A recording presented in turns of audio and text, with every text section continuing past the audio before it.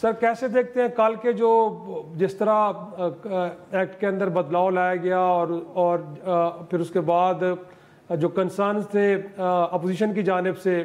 گویا کہ یہ لگ رہا تھا ان کی جانب سے کہا گیا کہ حکومت خود اپنے لیے ایک بہت بڑا گڑھا کھود رہی ہے اور جو کچھ کیا جا رہا ہے شاید نہ تو قانونی اور نہ آئینی ہے.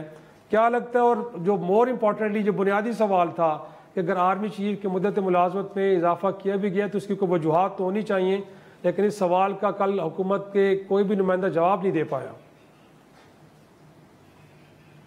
Thank you very much for having me in the programme. بات یہ ہے حضور کہ جو موجودہ نظام چل رہا ہے، ایک تو یہ ہے کہ اس کو جمہوری نظام کہنا میرا خیال ہے ایک سوالیہ نشان ہے.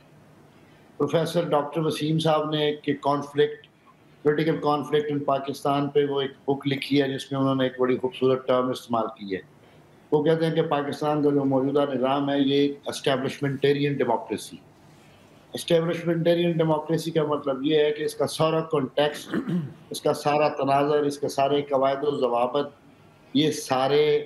یہاں کی جو مقتدر طبقہ ہے، جو ملٹری اسٹیبلشمنٹ ہے، وہ ہی اس کو ڈیزائن کرتی ہے اور اس کو آپریٹ کرتی ہے. اب اس لیجسلیشن کے بعد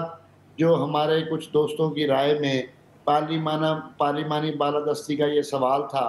کہ پارلیمانی بالادستی ہو رہی ہے اور اس کی وجہ سے اس کو پارلیمان کو امپاور کرنا چاہیے، تو میرا خیال ہے اس سوال کا جواب بھی احباب کو مل گیا ہوگا کہ یہ پارلیمانی بالادستی کا تصور جو ہے یہ بالکل آؤٹ آف کانٹیکسٹ ہے. اور اصل میں جس طرح پارلیمان کو ریگولیٹ کیا جا رہا ہے، کنٹرول کیا جا رہا ہے، اسی طرح عدلیہ کو بھی ریگولیٹ کرنے اور کنٹرول کرنے کی آپ کے سامنے یہ 26ویں آئینی ترمیم، پھر کانسٹیٹیوشنل بینچز کا بننا، پھر آج جس طرح اجلاس میں وہ ساری نامزدگی ہو گئی. تو یہ معاملات آہستہ آہستہ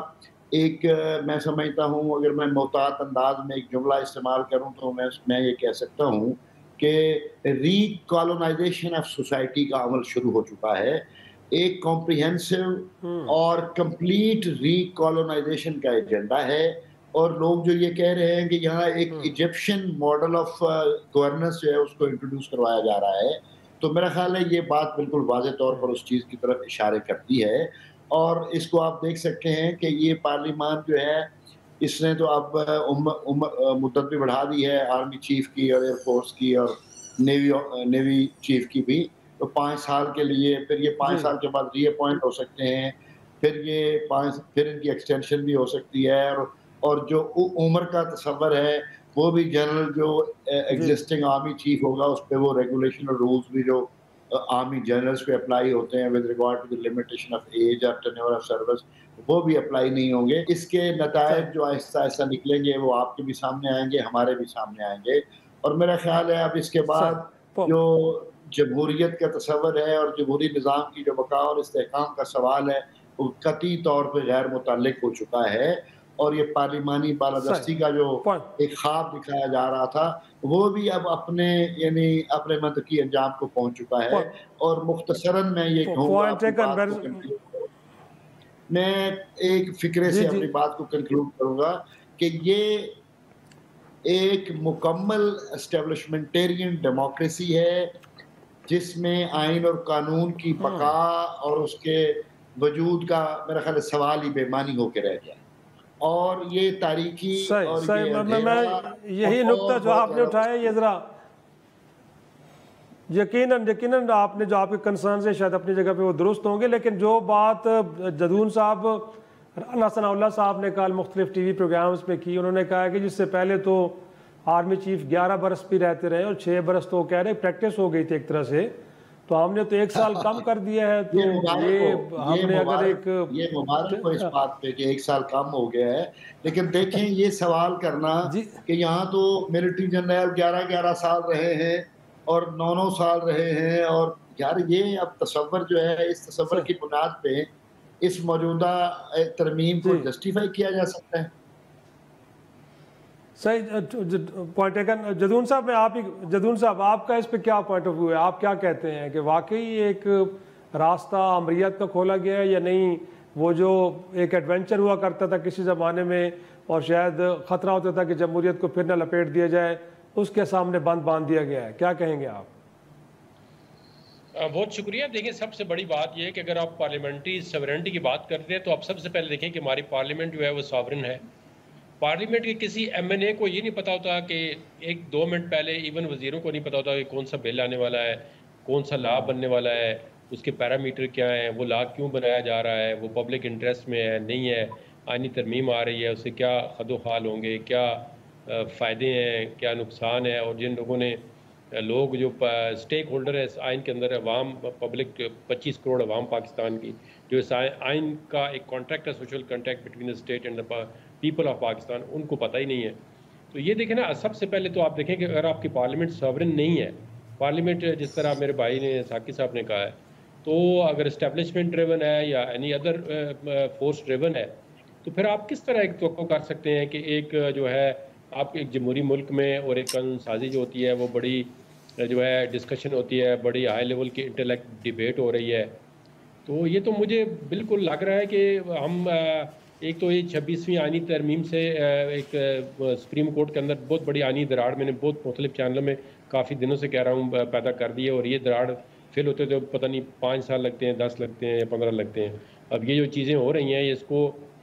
وائنڈ اپ کرتے یا ریپ اپ کرتے کرتے بہت ٹائم لگے گا. ملک آئینی اور قانونی طور پہ پیچھے جا رہا ہے اب بقول گورنمنٹ کے کہ وہ اکنامکلی ترقی کر رہے ہیں, لیکن جو دنیا کے اندر ترقی کا ماڈل ہے وہ تو یہی ہے کہ آپ رول آف لا پہ عمل کریں گے, آئین پہ عمل کریں گے, پورا عمل کریں گے. یہ نہیں کہ ایک شک پہ عمل کر لیں اور 10 کو آپ توڑ دیں, تو پھر ترقی ہوتی ہے. تو ہمیں تو اب سمجھ نہیں آ رہی as a student of law کہ وہ تو میرے خیال میں شاید جدون صاحب وہ تو کہہ رہے ہیں کہ جو آئین کے اندر قانون کے اندر سکم ہے وہ ان کو دور کریں. لیکن ملک اسد صاحب میں آپ کی طرف آؤں گا, آپ تو کیونکہ کورٹ رپورٹنگ کرتے ہیں,